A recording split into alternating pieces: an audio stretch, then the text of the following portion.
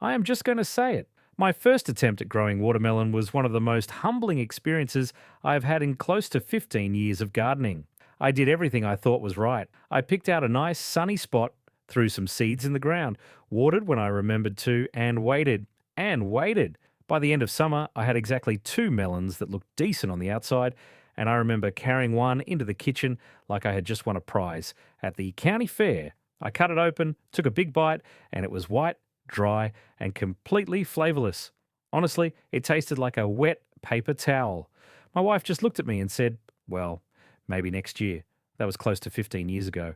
And it was the moment I decided to actually figure out the science behind what watermelons need instead of guessing my way through another disappointing season. And once I did, once I understood what was really going on underground and inside that vine, everything changed. The melons got bigger, the flesh turned that deep red you want to see, and the flavor was better than anything I had ever bought at a grocery store. In this video, I am going to walk you through the complete process of growing incredible watermelons at home, from soil preparation and spacing to feeding, watering, and the one ripeness trick that completely transformed my harvest. Every step comes with the science behind why it works, because once you understand the why, the whole thing stops feeling like a gamble and starts feeling like a system. And make sure you stick around for the bonus tip near the end, because I am going to share a dead simple method for keeping powdery mildew under control all season long. It is one of those things I wish I had known from the very beginning. Watermelon is the icon of summer eating, and there is nothing quite like slicing into one you grew yourself. But it is also one of the trickiest crops in the home garden. Most people underestimate the space, the heat, the water, and the patience this plant demands. Understanding the science behind those needs is what separates a spongy disappointment from a melon that drips juice down your chin.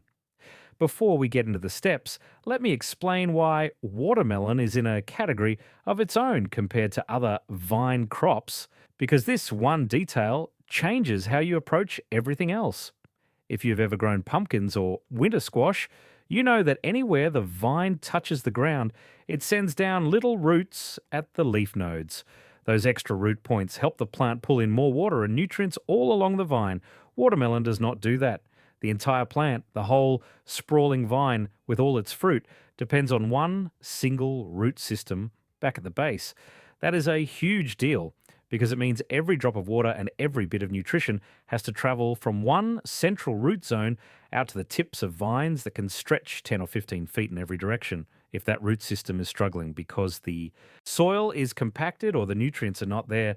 The whole plant suffers and there is no backup plan. On top of that, watermelon fruit is roughly 90% water by weight. The plant is essentially building a reservoir out there on the vine, and every shortcut you take in watering or soil prep is going to show up in the flavor and texture of that melon. Then there is the heat factor. Watermelons need warm nights, and I mean consistently in the 70s Fahrenheit, to develop sugar properly. Cool nights stall that process completely, and that is often the real reason people end up with bland, pale flesh. The very first thing you need to be realistic about is space, and I cannot stress this enough. Watermelons are garden hogs. Each plant needs a minimum of 25 square feet to itself, and that is being conservative. I give mine roughly a 5 foot by 5 foot zone per plant, and I typically grow 4 plants in a patch that is about 5 feet wide and 20 feet long. That is 100 square feet dedicated to just 4 plants. I know that sounds like a lot, and it is. If you're working with a small garden, you might want to grow a compact variety and trellis it, which I will talk about in a bit, but for full-size melons, you need the room. The reason is not just about vine length.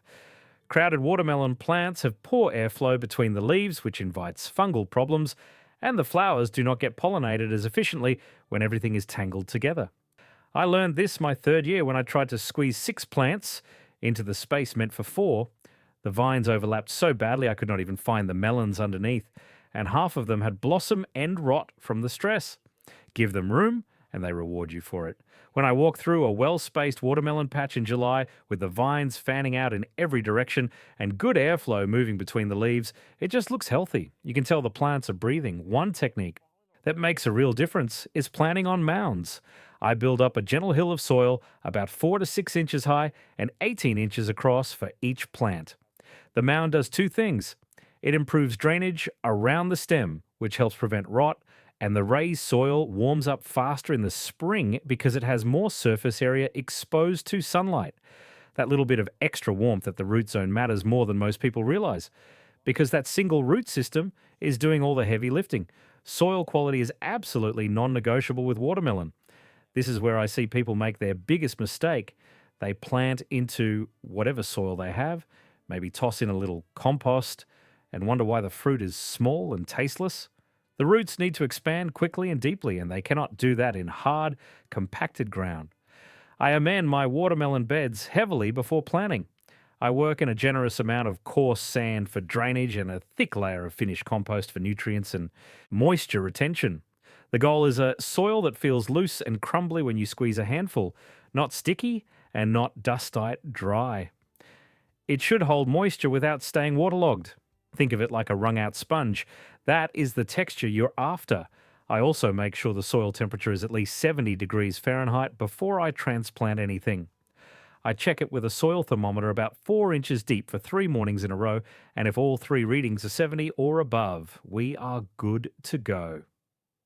Below that, the root enzymes that drive nutrient uptake just cannot function efficiently, and the plant will sit there looking miserable for weeks.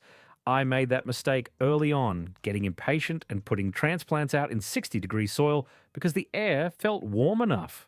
The plants survived, but they did not grow for almost 3 weeks, and I lost that time forever in a crop that already pushes the limits of my growing season. A $6 thermometer saves you from that kind of frustration every single spring. Choosing the right variety for your climate is something a lot of people overlook, and it matters more than you might think. Watermelons need a long growing season, typically 100 to 110 days from transplant to ripe fruit. That is not from seed. That is from the day you put a healthy transplant in warm ground.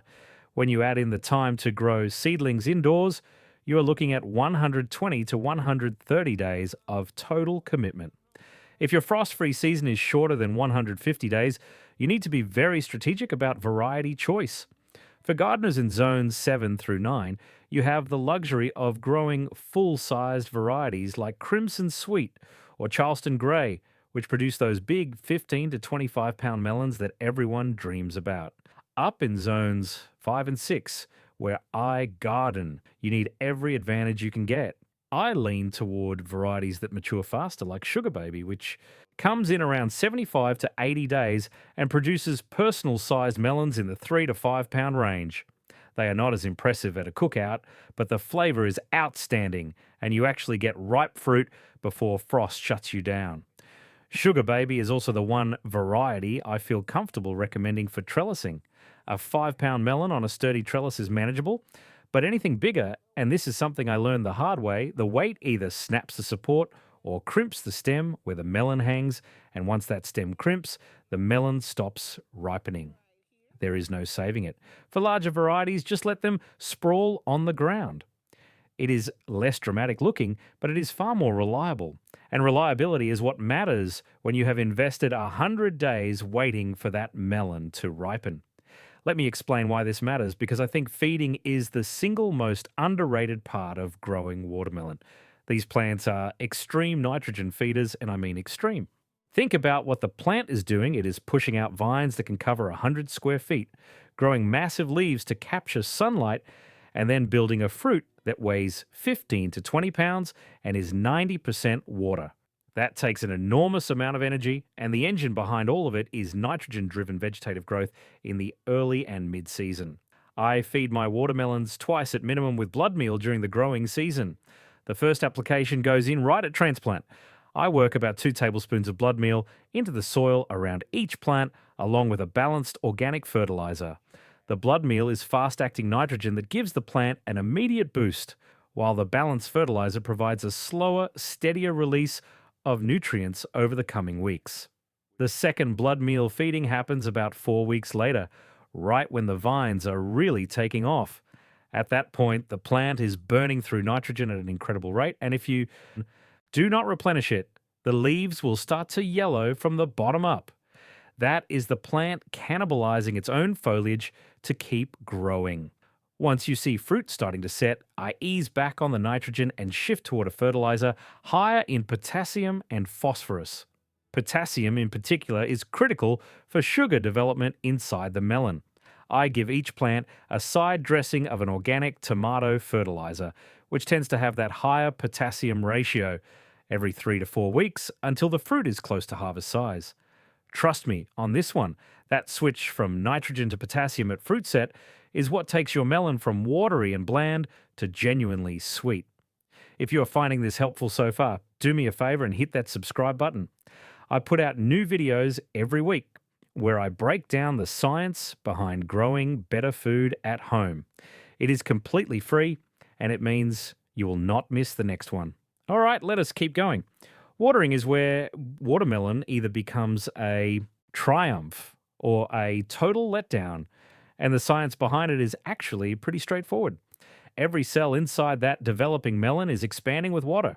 If the supply is consistent, the cells grow evenly, the flesh stays crisp, and the texture is that perfect juicy crunch you want. If the water supply fluctuates, the cells expand unevenly, some collapse, and you end up with that spongy, dry-tasting flesh that nobody wants to eat. I aim for a minimum of 1 to 2 inches of water per week, delivered slowly and deeply. A drip system on a timer is ideal if you can set one up, but I have also had great results with a soaker hose snaked through the patch. The key is consistency. Watering heavily once a week is not the same as giving the plant a steady supply every 2 to 3 days. The soil in the root zone should always feel damp, never soggy, and never bone dry. Stick your finger in about 2 inches deep. If it feels dry at your fingertip, it is time to water. One thing I noticed over the years is that watermelons actually do quite well in naturally low-lying spots in the garden where the soil stays a bit more moist. I had a section of my yard where beans kept getting damping off disease because it held too much moisture, and I thought it was useless until I tried watermelons there. They thrived. The one trade-off with all that moisture is increased risk of powdery mildew on the leaves, which I will cover in the bonus tip. But from the plant's perspective, damp and warm is exactly what it wants. Just be prepared to manage the mildew trade-off, and I promise it is not as hard as it sounds. This is something that trips up a lot of first-time watermelon growers. The plant will start producing flowers pretty early, and the first batch will almost certainly be all male flowers. They show up on thin, straight stems with no swelling behind the petals. A week or two later, the female flowers appear, and you can identify them instantly by the tiny bulge at the base that looks like a miniature watermelon. That bulge is the ovary, and it will only develop into a full fruit if it gets pollinated. Bees do most of this work, but if you're not seeing fruit forming after several female flowers have opened, you can step in and hand pollinate. Just take a small paintbrush, dab it inside a male flower to pick up the pollen, and then gently brush it onto the center of a female flower. Do this in the morning when the flowers are freshly open. I hand pollinate as insurance every season, and it has noticeably increased my fruit set. As the vines grow, I gently train them to run in the direction I want, usually down the length of the bed rather than spilling into pathways or other crops. I never yank or lift the vines because the stems are brittle, but a gentle nudge every few days keeps things organized. For larger varieties, I tuck a piece of cardboard or a thin wooden shingle under each developing melon to keep the bottom off the wet soil. That contact with damp ground is where belly rot starts, and a simple barrier eliminates it completely. This right here is the step that changed everything for me. And I honestly believe it is the single biggest reason most homegrown watermelons disappoint. People pick them too early. And I get it, because unlike a tomato that turns red or a pepper that changes color, a watermelon does not give you one obvious signal that says, I am ready. You have to read 3 signals together, and once I started using this 3-indicator method, I stopped guessing and started harvesting melons that were genuinely better than anything from the store. The first indicator is the tendril. Find the curly little tendril on the vine closest to where the fruit stem attaches. When that tendril turns completely brown and dry, the melon is getting close. If it is still green, the melon is not there yet, no matter how big it looks. The second indicator is the belly spot. Flip the melon gently and look at the patch where it sits on the ground. When the melon is immature, that spot is white or very pale. As it ripens, it shifts to a creamy, buttery yellow. The deeper that yellow, the riper the melon. If it is still white, leave it alone. The third indicator is the thump test, and there is real science to this one. Tap the melon with your knuckles. An unripe melon sounds high-pitched and metallic because the flesh is dense and tightly packed. A ripe melon produces a deeper, hollow sound because the cell structure has loosened as sugars developed and the water content settled. When all three of those indicators line up, brown tendril, creamy yellow belly spot, and a deep, hollow thump, that melon is ready. I waited close to 5 seasons before I finally trusted all 3 signals at once instead of getting impatient and picking early, and the difference was night and day. That first properly ripe melon was a revelation. Deep red, dripping with juice, and sweeter than anything from the grocery store. Let me walk you through the most common problems I have run into, because every single one of these has a scientific explanation and a fix. First, if you cut open a melon and the flesh is pale or white and the flavour is non-existent, it was either picked too early or it did not get enough heat during the ripening window. Use the 3 indicator method I just described and make sure your nights are consistently in the 70s before you expect ripe fruit. Second, blossom end rot, that ugly dark sunken spot on the bottom of the melon. This looks like a disease, but it is actually a calcium uptake problem caused by inconsistent watering. When the soil dries out and then gets flooded, the plant cannot transport calcium to the developing fruit evenly. The fix is steady, consistent moisture all season long. Third, powdery mildew, which shows up as white, dusty patches on the leaves, usually starting in mid to late summer. I will cover my prevention method in the bonus tip, but if you see it, do not ignore it. Those white patches are blocking photosynthesis, which means less sugar production, which means less flavour in your melon. Fourth, if your fruit sets but stays small and stops growing, the plant is either nitrogen starved or the fruit was not fully pollinated. Check the lower leaves for yellowing, which signals a nitrogen deficiency, and feed immediately. If the leaves look healthy, the issue is likely poor pollination, and there is not much you can do for that particular fruit. But you can hand pollinate future flowers to prevent it from happening again. Fifth, and this is one that really frustrated me early on, split melons. You walk out one morning and the melon has cracked wide open on the vine. This happens when the plant gets a sudden surge of water after a dry period. The flesh inside swells faster than the rind can stretch, and it literally bursts. The science is simple: cell wall expansion. And the prevention is equally simple: keep the watering consistent so the plant never goes through those extreme cycles of drought followed by flood. All right, here is the bonus tip I mentioned at the beginning, and it has saved my watermelon patch more times than I can count. Powdery mildew is almost inevitable when you are growing watermelons because the conditions the plant loves, warmth and moisture, are exactly the conditions the fungus loves too.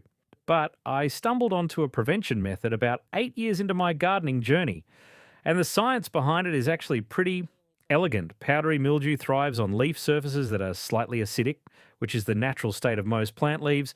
If you raise the pH on the leaf surface just a little, the fungal spores cannot germinate effectively. And you can do that with something you probably already have in your kitchen.